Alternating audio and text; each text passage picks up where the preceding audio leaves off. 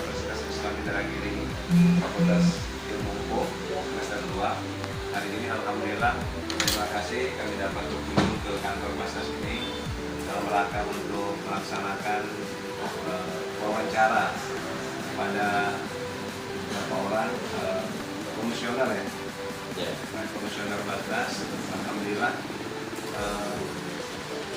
mudah-mudahan hari ini kami dapat sedikit informasi sebagai tugas mandiri bagi kami di Fakultas Ilmu Hukum, yakni tugas mata kuliah ilmu hukum Islam dalam mata kuliah hukum Islam untuk bertanya secara langsung sejauh mana peran Basnas dan kontribusi Basnas terhadap masyarakat secara umum, masyarakat Kabupaten Indragiri ini. Pertanyaan Basnas, pembinaan, pengawasan dan sebagainya. Itu sebagai wawancara pertama, kami persilakan untuk Pak Toba atau Pak Teo untuk silakan bertanya langsung kepada komisioner Basnas yang hadir pada hari ini. Baiklah Pak, saya sedikit hanya menambahkan, sebenarnya pertanyaan tadi sudah disampaikan, tapi ada beberapa poin cuma saya kasih beberapa untuk sementara karena mungkin kawan-kawan kita juga ada pertanyaan. Jadi saya ingin bertanya sejauh mana peran Basnas terhadap masyarakat, khususnya masyarakat Kabupaten Indragiri. Assalamualaikum warahmatullahi wabarakatuh. Yang dilakukan karena terima kasih atas kami kalau yang mendadak juga ada karena menambahkan zakat ke seluruh orang-orang yang sudah sampai kepada batas nisabnya. Kita mulai dari bahwasannya Basnas itu hadir berdasarkan undang-undang sejak 1999 disebutkan bahwasanya Basnas sebagai lembaga resmi pengelola zakat secara nasional di Indonesia. Adapun tujuannya adalah bagaimana supaya ada dua sebenarnya tujuan Basnas itu. Satu, menjadikan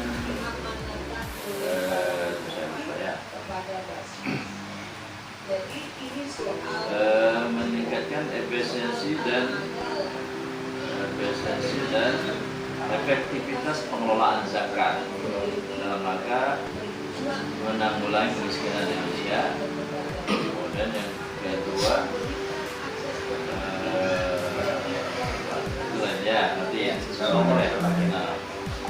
jadi dengan itulah dasarnya kita mengelola zakat. Jadi peran itulah kita jadikan dasar. Namun secara Islamnya, secara syariatnya, kita ada mengenal namanya maqasid syariah. Tujuan syariat itu dihadirkan. Itu ada 5 targetnya. Bagaimana syariat itu bisa menjaga din, menjaga agama, menjaga akidah. Yang kedua,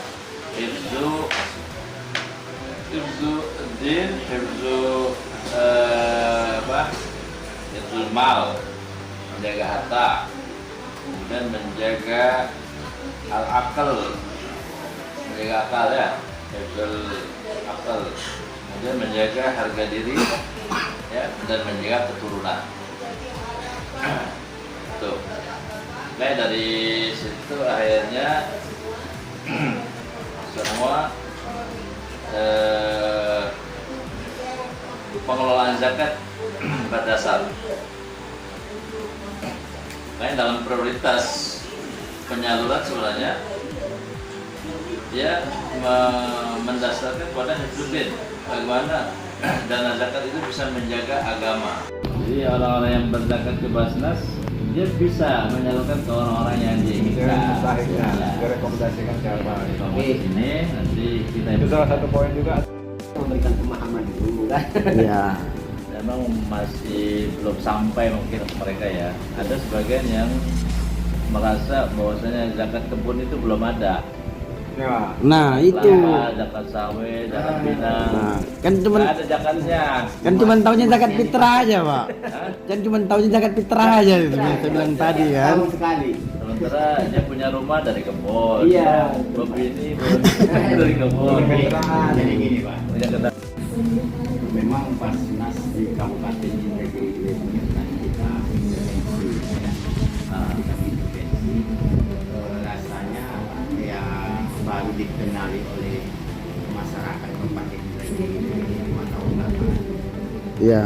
dulunya. Itu ya. Hadirnya Basnas kan baru. Hadirnya Basnas itu dulu dari orang kelompok. Ya. Yang mulai itu terkenal itu di Kabupaten Negeri Hilir memang ya sekitar 10 tahun. Tapi berkembangnya sekitaran ibu kota kabupaten ini ya paling terdekat sekitar 5 tahun. Dan termasuk juga kami desa yang jauh di sana, jaraknya jauh dengan kota kabupaten. Iya. Hanya orang-orang tertentu yang tahu dengan Basnas hadirnya Basnas. Jadi harapan kalau memang Basnas ini sangat-sangat ini diperlukan, kemudian ini sesuai dengan peraturan Ya. arahan daripada pemerintah, rasanya ini harus kita sosialisasikan dengan masyarakat yang belum mengenal apa sebenarnya Basnas. Itu Pak. Ya barangkali bisa saja di daerah-daerah kita membuka mungkin sebuah ranting ataupun serupa dengan itu bahasanya atau cabang atau gimana pengumpul PZ kalau ya ya. PZ. Ini satu mungkin saya Ustaz mau ditanyakan. Tadi kan sudah disampaikan terkait yang bahwa zakat itu ya ada mustahik, ada yang jelas ada muzaki. Nah untuk di Kabupaten Indragiri Hilir sendiri secara umum baik itu zakat profesi, zakat mal, zakat dan lain-lain gitu ya. Sejauh mana kontribusi masyarakat sendiri yang muzaki ini terhadap mengeluarkan zakat mereka gitu. Ya. Nah, apa kendala dari Basnas terhadap hal ini gitu? Kami Pak boleh dipersentase saja. ya kami tentu bekerja berdasarkan regulasi Aturan ya. aturan yang ada. Karena kita ini adalah bagian pemerintah, ya kan, lembaga resmi non struktural. Itu sebenarnya lembaga resmi tapi non struktural. Karena memang komisionernya bukan PNS, ya kan, orang swasta yang terbatas masa kerjanya. Maka kita minta kepada pemerintah daerah sebagai penguasa daerah ini untuk menerbitkan aturan-aturan. Mulai yang sudah dikeluarkan adalah Inbuk tahun 2013, kemudian Inbuk tahun 2017. Ya, 2021 ya. Terakhir baru aja. Dua. Itu walaupun sebenarnya itu mengikat kepada kepala PNS dan mengikatnya belum begitu mengikat karena memang tak ada sanksi, hanya instruksi gitu aja, ya kan?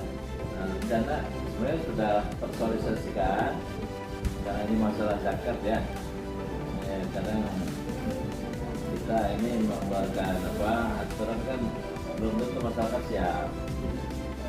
Ya, kamu lah kita Al-Quran nyuruh kita baca Quran, kita bacanya masih salah-salah. Ada yang suruh salat juga ada yang bandel kan gitu. Nah, mereka juga aturan zakat ini.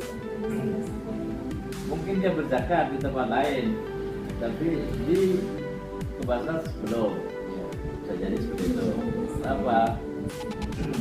Karena mungkin anggapannya dengan berzakat ke Basnas, tapi dia nggak melihat siapa mustahiknya, nggak tahu kondisinya seperti apa, tidak puas, tidak kepuasan batin ketika dia berzakat ke Basnas karena nggak langsung lihat. Padahal kewajiban muzaki adalah dia menyalurkan zakat kepada amil, bukan memberi langsung. Dia tidak berperan ganda. Muzaki dan juga amil itu nggak bisa. Harusnya dia memberikan itu kepada petugas zakat, yaitu amil. Nanti amil ini akan mengolah zakat. Karena zaman Nabi itu sudah ada dalam bentuk Baitul Mal namanya. Makanya Nabi mengutus ke beberapa negara amil ke sana kan, kayak Mus'ab bin Umair, kemudian Zaid ke Yaman, itu kan dalam rangka tugas pemerintah mengelola zakat, bukan individu. Tapi di aturan kita di peraturan Basnas disebutkan boleh orang menjadi amil asal dia mendapat surat resmi dari Basnas atau LAS. Ya, jadi memang dia mengelola zakat itu sudah diketahui. Boleh perorangan mengumpulkan zakat boleh, tapi ada persetujuan dari kami dari Basnas atau LAS. Jadi secara sosialisasi sudah kita lakukan sejak 2018 ya. Kita datang ke kecamatan-kecamatan, kemudian mendirikan UPZ, baik UPZ kantor camat maupun UPZ masih besar. Oh ada yang Ya, tahun 2018 itu. Dengan target bahwasanya UPZ kantor camat itu untuk menghimpun zakat-zakat para PNS di daerah. Dan pun UPZ masih besar itu menghimpun dana zakat masyarakat umum. Nah, itu targetnya. Kalau dalam aturan sebenarnya mungkin ini perlu nanti disampaikan bahwa orang-orang yang berzakat ke Basnas dia boleh memberikan kepada orang yang dia rekom. langsung. Nah, maksudnya direkomendasikan melalui ini. Iya, dia berikan ketika membayar zakat ke Basnas, lalu dia bilang ini loh nama-nama mustahik yang saya inginkan. Nanti Basnas yang menyerahkan. Dalam rangka apa ini? Pertama ingin menjaga harga diri mustahik, karena ketika mustahik tahu muzaki yang memberi biasanya ada rasa rendah, ya kan? Tepat betul sama orang itu kan gitu. Jadi personal jadinya sifatnya. Kemudian menjaga hati si muzaki juga dari sifat apa? Merasa lebih hebat karena bisa membantu orang. Nah, gitu. Kemudian dari sisi yang lain, sebenarnya ingin supaya dana zakat itu terhimpun di Basnas. Supaya apa? Supaya kita bisa memberi kepada mustahik-mustahik yang secara dana itu lebih besar. Ya kan? Ya, kayak misalnya kebakaran lah kayak kemarin kan. Siapa orang kaya yang mau bantu? Ketika begitu. Bagi tahu misalnya mantan orang kaya. Kemudian bagaimana? Ada nggak muzaki yang bisa membuatkan perahu? Kan gitu. Sebenarnya itu dengan terhimpunnya dana ke Basnas seperti itu. Jadi secara regulasi kita sudah melakukan sosialisasi kepada para baji, kemudian dan kepada para ulama juga sudah kita minta dengan membuat apa? Dai motivator Basnas. Iya. Jadi para orator, para ustaz-ustaz yang bisa ceramah-ceramah di bulan-bulan Maulid, bulan Isra Mi'raj itu mereka kita anggap sebagai dai Basnas untuk menyuarakan supaya mereka mau zakat ke Basnas.